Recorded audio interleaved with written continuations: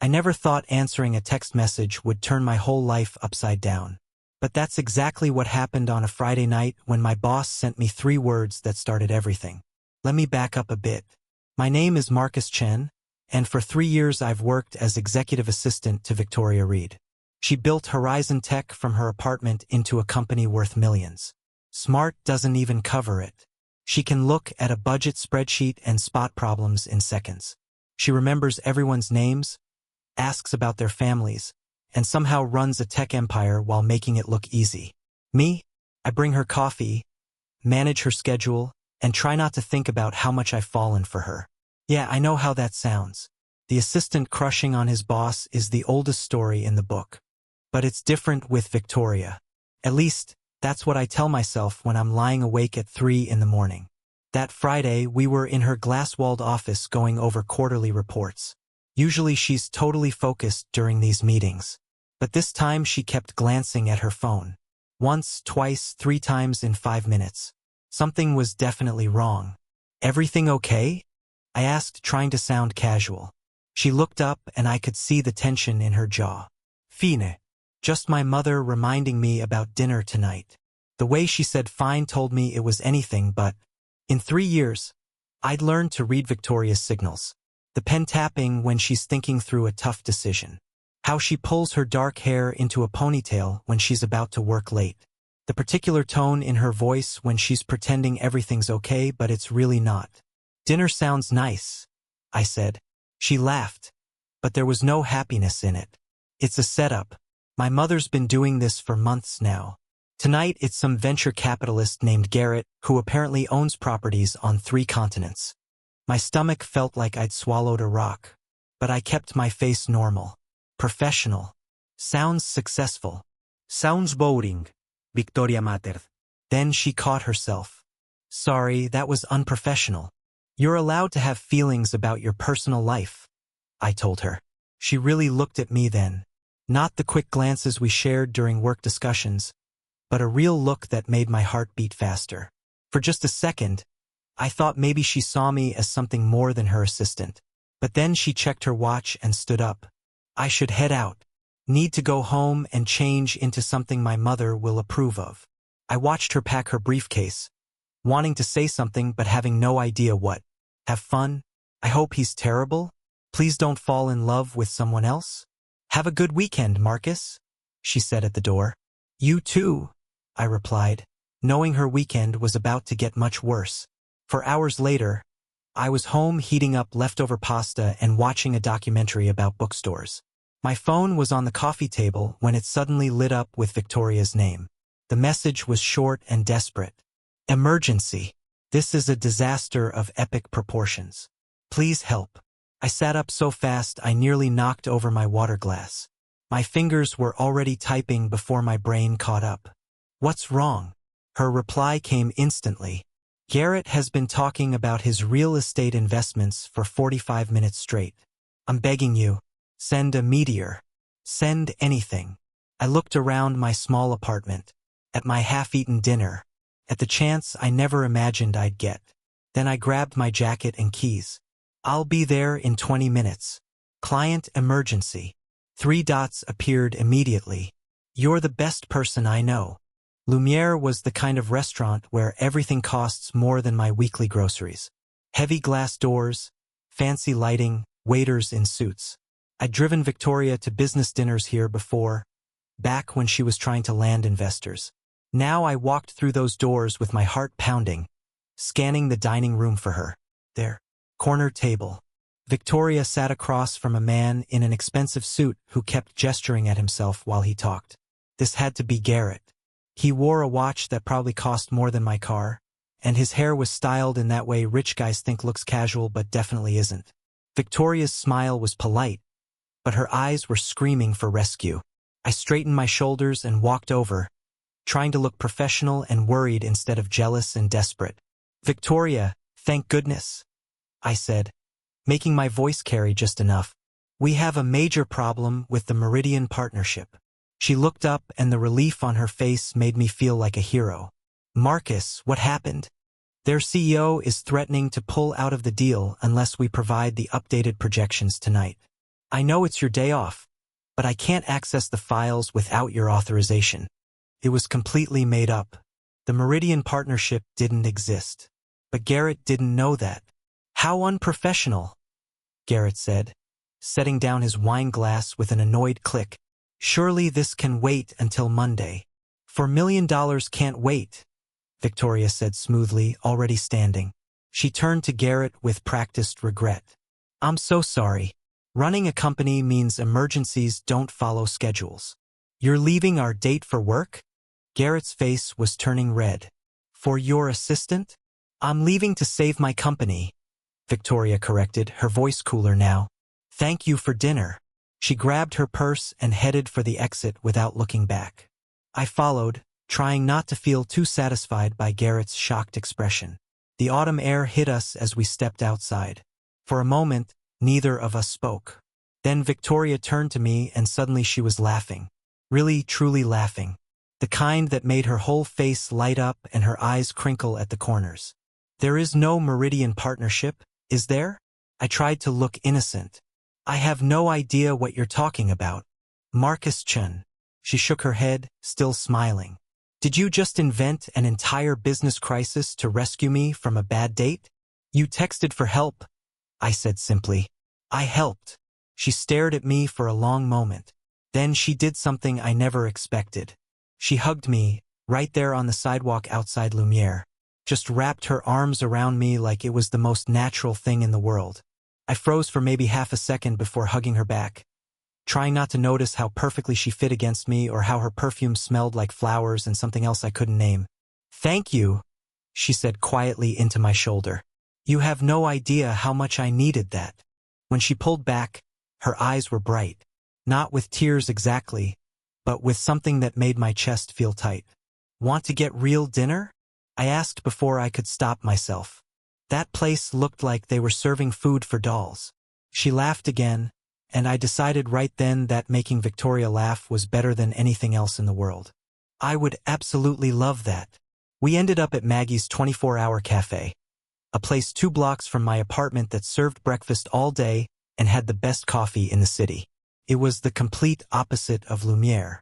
Cracked vinyl booths, a jukebox that only played old songs, laminated menus with coffee stains. I'd been coming here since I moved to the city 5 years ago, back when I was barely making rent. Victoria slid into the booth across from me, looking completely out of place in her elegant dress and heels. But she was smiling as she picked up the sticky menu. I haven't been to a place like this in years, she said. Too fancy for you? I teased. Too real for the people I usually have dinner with. She glanced up at me. That sounded terrible. I don't mean you're not real. I mean, I know what you meant, I said, and I did. In 3 years of working together, I'd watched her navigate a world of business dinners and networking events where everyone wore masks, where success meant knowing which wine to order and which lies to tell. The waitress came over. Her name tag said Betty, and she knew my usual order by heart. The regular Marcus honey? Please. And whatever she wants. Victoria ordered a cheeseburger and fries, and Betty nodded approvingly before heading back to the kitchen. So, Victoria said, folding her hands on the table, how did you know I needed rescuing? I could have made up something about her text sounding desperate, but I decided to be honest. When you're actually enjoying yourself, you forget your phone exists. You were texting me, which meant you were looking for any excuse to stop paying attention to your date. She blinked. You noticed that? I noticed everything about her. How she always ordered black coffee in meetings but added cream when she was alone. The way she wore her grandmother's silver necklace on important days for luck. How her voice got higher when she was frustrated but lower when she was really angry. Part of my job is paying attention, I said instead. Right? Your job. Something flickered across her face, but our food arrived before I could figure out what it meant. We ate in comfortable silence for a few minutes. The burger was greasy and perfect, exactly what you wanted from a place like Maggie's. Then Victoria spoke. My mother has been setting up these dates for 6 months. Every week, another successful man who checks all her boxes. And none of your boxes? I asked. I don't think my boxes matter to her. Victoria dragged a fry through ketchup. She thinks I'm married to my work, that I'll wake up at 50, alone in my big house, and regret not settling down with someone appropriate. Would you regret it? She thought about this, really thought about it. Maybe, but I don't want to marry someone just to avoid being alone. I want what my parents had before my father died. That partnership where you're building something together. Someone who actually sees you, not just the company or the money or the image everyone expects. The way she said sees you made something twist in my chest. I saw her. Every single day I saw her. But I was her assistant. The guy who brought her coffee and reminded her about meetings. Why would she ever look at me as anything else? You'll find that person, I said. Someone who really sees you. Maybe I already have, she said quietly. And maybe I'm too scared to admit it. Before I could figure out what to say to that, her phone rang. She glanced at the screen and sighed. My mother. Probably calling to see how the date went. You don't have to answer. If I don't, she'll just keep calling. Victoria accepted the call. Mom. No, the date ended early. Work emergency. Yes, I know it's Friday night. No, I really don't want to meet your tennis instructor. Mom, I have to go. Yes. Goodbye. She hung up and dropped her phone on the table like it had burned her. She already set up another date for next Saturday. She thinks if she throws enough men at me, eventually one will stick. Victoria rubbed her forehead. I don't know why I keep agreeing to these. You could just say no, I suggested. You don't know my mother. Saying no means hour-long lectures about wasting my potential and dying alone. She looked at me with tired eyes. Next time, can you rescue me again? I'll pay you overtime. I laughed. You don't have to pay me. Then why would you do it? Because I'm in love with you. Because watching you suffer through bad dates makes me want to punch walls. Because any time I get to spend with you outside of work feels like winning something impossible. Because that's what friends do, I said instead. Over the next few weeks, it became our pattern. Victoria's mother would arrange another setup. Victoria would go, trying to be polite. 30 minutes in, my phone would buzz with her text. I'd show up with some invented crisis. A server crash, an angry investor, a contract falling through. Each time, we'd end up back at Maggie's, talking until Betty started giving us looks because we were taking up a booth during the late-night rush. Those nights became the best part of my life. We talked about books and movies, about dreams we'd given up and hopes we still carried. She told me about growing up with impossible expectations, about losing her father when she was 20 and suddenly having to be strong for everyone else. I told her about my family, about wanting to write novels but being too scared to try, about feeling like I was always watching other people live interesting lives while mine stayed small and safe. The more time we spent together, the harder I fell. And sometimes, in those quiet moments at Maggie's with the jukebox playing old love songs and the coffee getting cold in our cups, I thought maybe she felt it too. The way she'd smile at me across the table like I'd said something brilliant when I was just talking about my favorite books. How her hand would brush mine when we both reached for the salt at the same time, and she'd let it stay there for just a second too long. The way she'd look at me when she thought I wasn't paying attention. But I never said anything. She was Victoria Reed, CEO and founder of a tech company. I was Marcus Chen, her assistant who made $38,000 a year and lived in an apartment with a bathroom so small you had to step into the shower to close the door. We existed in different worlds that only touched during those rescue missions and late-night diner conversations. Then came the Saturday that broke the pattern. Victoria texted me around 7. Another date, another disaster. This one was someone named Ethan, a management consultant her mother was apparently thrilled about. I grabbed my jacket and headed for the restaurant across town, already inventing the crisis I'd use this time. Maybe a data breach. That always sounded urgent.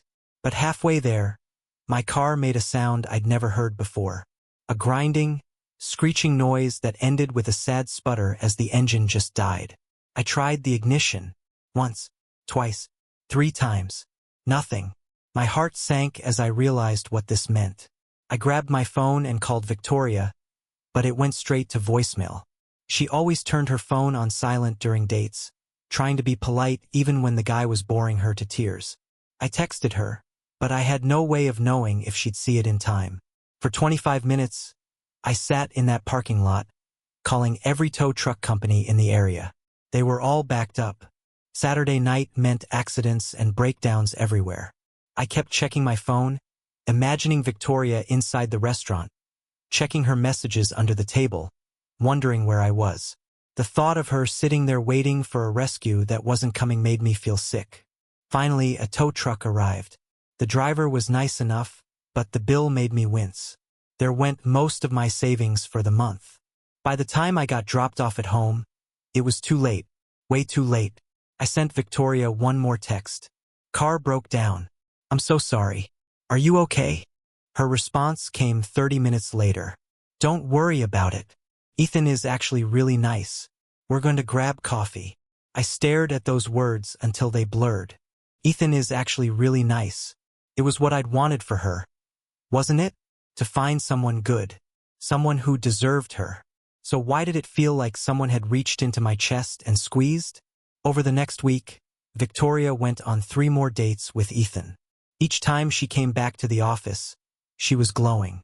She'd mentioned the restaurants they tried, how easy conversation felt with him, how different he was from all the other men her mother had pushed her toward. I smiled and nodded and died a little inside each time. On Friday afternoon, she stopped by my desk with coffee from the shop downstairs. She'd brought me one too, like she always did. Can I tell you something? She asked. Of course. I think Ethan might be the one. She said it almost wonderingly, like she couldn't quite believe it herself. Is that crazy to think after just a week? Not crazy, I lied. My voice sounded normal, which was amazing considering my heart was breaking. When you know, you know. She smiled, and it was genuine. Happy. And I smiled back because that's what you do when someone you love finds happiness, even if it's not with you. That weekend, I made a decision. This couldn't continue. I couldn't keep working beside Victoria, watching her fall in love with Ethan, pretending my heart wasn't shattering into smaller pieces every single day. I'd been her assistant for 3 years. In that time, I'd saved enough money to make a change, even with the emergency car repair eating into my funds. There was a position open at Apex Solutions, a competitor across town. Better pay, new challenges, and most importantly, distance from the woman I loved but could never have. Monday morning, I typed up my resignation letter with shaking hands. The words on the screen looked so final.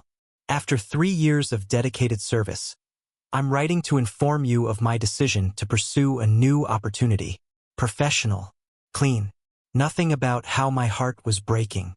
I printed it out, slid it into an envelope, and walked into Victoria's office before she arrived. Her desk was neat like always.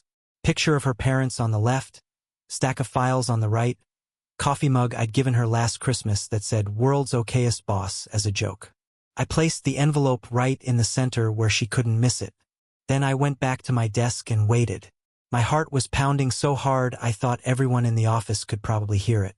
Victoria walked in at 8:30, humming a song I didn't recognize. She looked happy in a blue dress that matched her eyes, her dark hair falling loose around her shoulders instead of pulled back like usual. She was carrying 2 coffees from the shop downstairs. One for her, one for me, like she did every Monday. That small kindness almost broke me right there. Then she saw the envelope. I watched her pick it up, turn it over, read her name written on the front in my handwriting. The humming stopped. Her whole body went completely still. Marcus, she said, and her voice sounded different. Wrong. What is this? I stood up, forcing myself to look at her even though I wanted to disappear. We should probably talk in your office. She nodded slowly and walked inside, still holding both coffees and the envelope. I followed and closed the door behind us. Through the glass walls, I could see other people arriving for work, settling into their desks, starting their normal Monday. Nothing about this felt normal. Open it, I said. My mouth was so dry I could barely speak. Her hands shook slightly as she tore open the envelope and pulled out the letter. I watched her eyes move across the words. Resignation. 2 weeks' notice. New opportunity. Grateful for everything.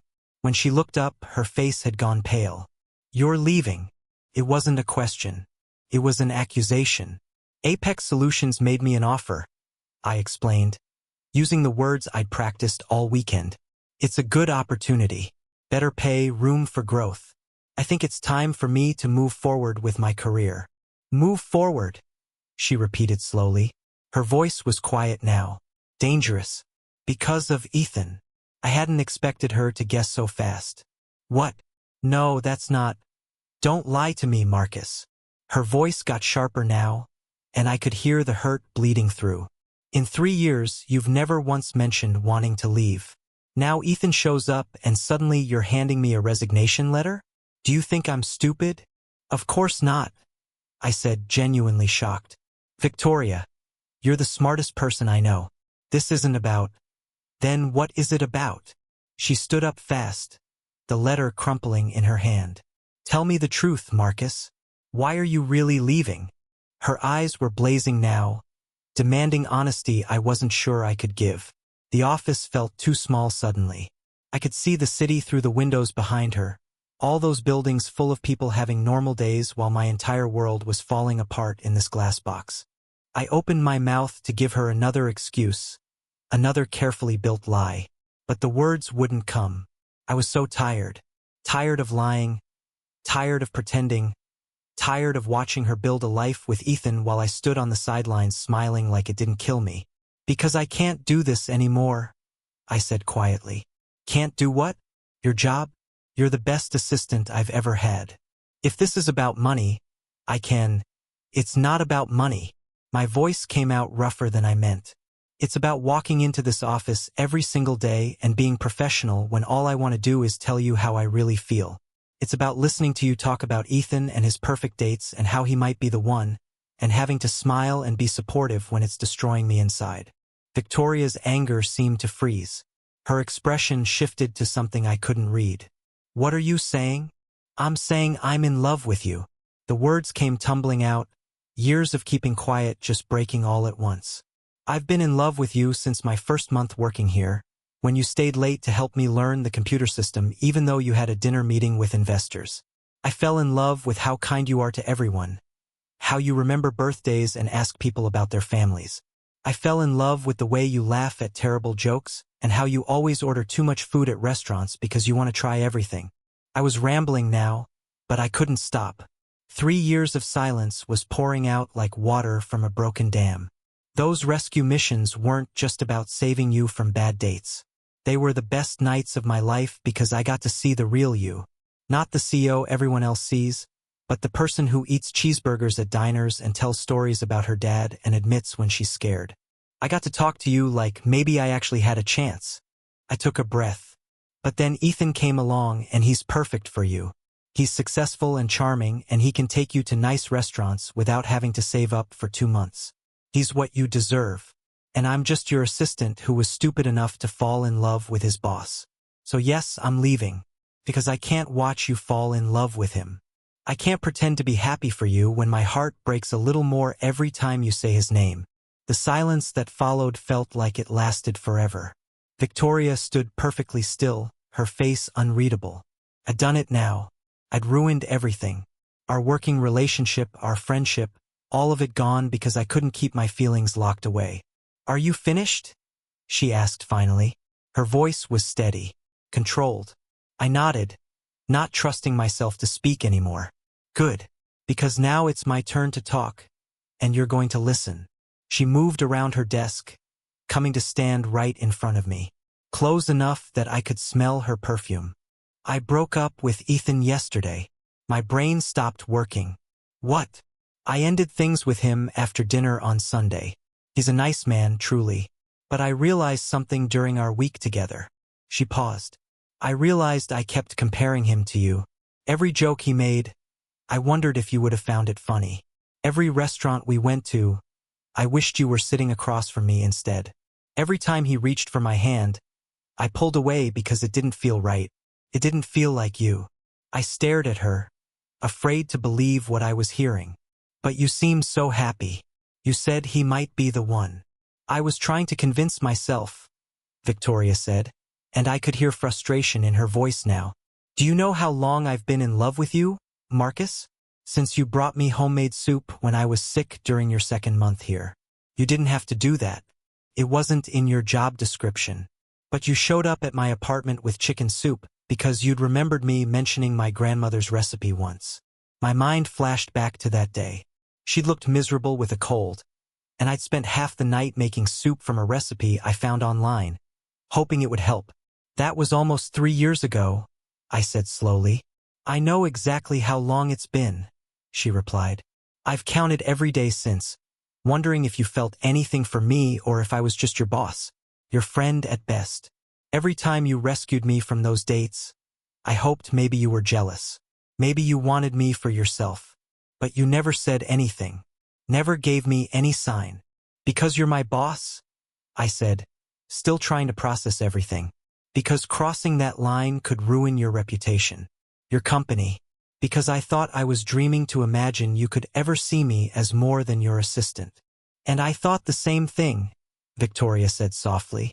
So when my car broke down and you couldn't rescue me from that date with Ethan, I decided to give him a real chance. I thought maybe I'd been building you up in my head, that if I just gave another guy a fair shot, I'd realize what I felt for you was just a crush. Something not real. She reached out and took my hand. Her fingers were warm against mine. But it didn't work. Every moment with him just made me miss you more. The way you listen when I talk. How you make me laugh without trying. The fact that you see me as Victoria, not as the CEO or the rich woman or the person everyone expects me to be. Just me. And now, I asked, barely breathing.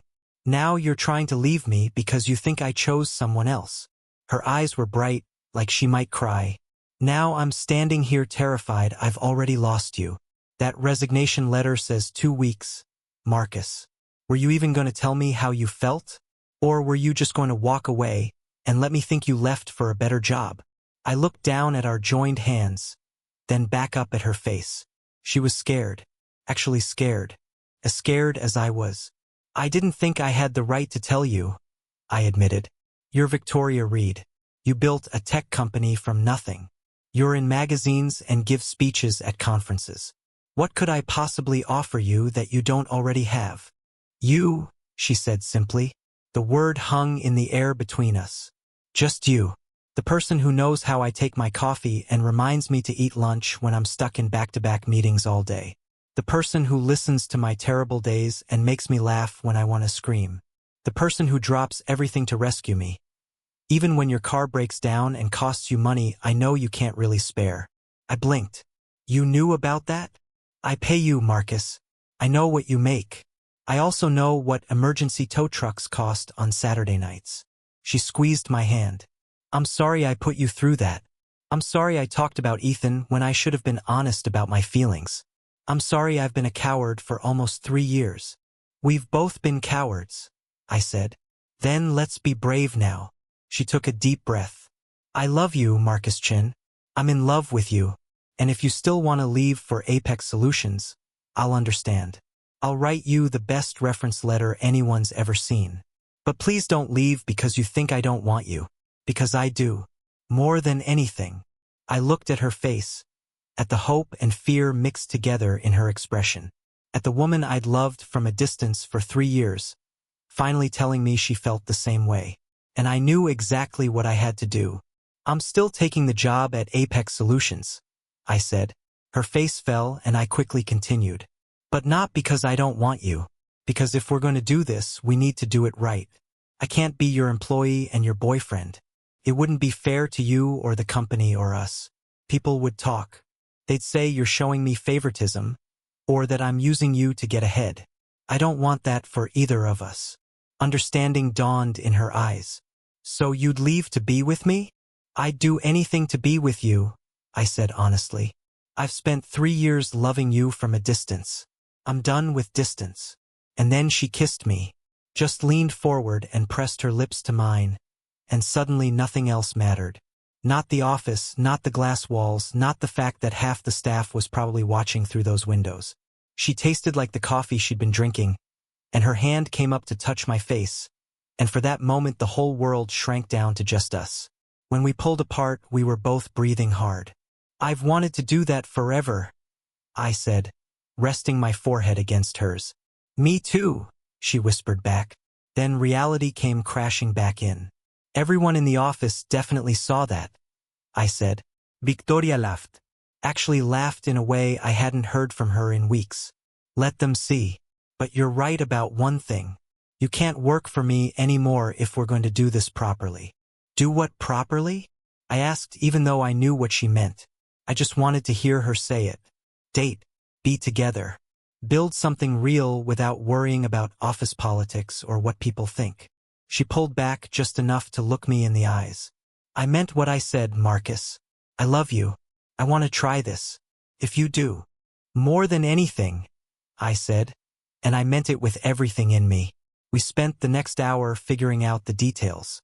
I'd finish my 2 weeks, train whoever Victoria hired to replace me, and then start at Apex Solutions as planned. Clean break. No questions about special treatment or office relationships. But after work hours, we'd be together. Really together, not just boss and assistant pretending we didn't want more.